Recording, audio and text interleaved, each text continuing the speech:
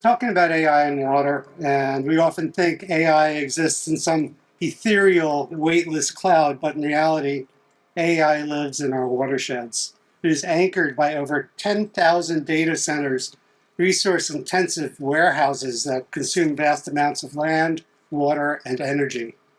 This footprint is expanding rapidly as giant tech companies are adding up to 140 new hyperscale facilities each year, with each new generation of AI demanding exponentially more water and power than the last. We are witnessing a fundamental shift where the digital progress means more local water extraction, yet data centers are often built and operated in a regulatory vacuum.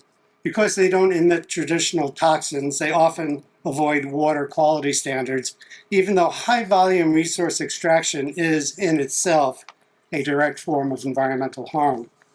To protect our communities, we must include them in discussions about the perpetual hum of cooling systems, the stormwater runoff of massive roofs and parking lots, and the risk of shifting infrastructure costs onto residential ratepayers.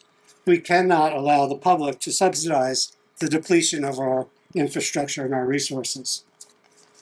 In Pennsylvania, we're very lucky. Governor Shapiro has introduced a new framework that ensures data center development is deliberate, selective, and held to a clear infrastructure expectations. This is a shift that moves from rapid expansion towards smart development that protects local communities. The governor recognizes that our digital future cannot be built on a foundation of local environmental erosion.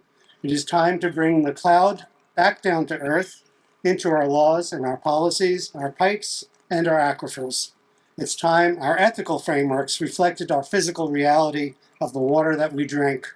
The cloud may be invisible, but its impact can be seen in the water tables. At the Water Center's AI Water Center of Excellence, we are working with our partners at Penn and around the world to ensure that the next generation of AI is not just intelligent, but also water resilient, that we all recognize the very true value of water.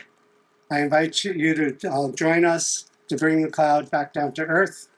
Thank you very much for your 1 minute.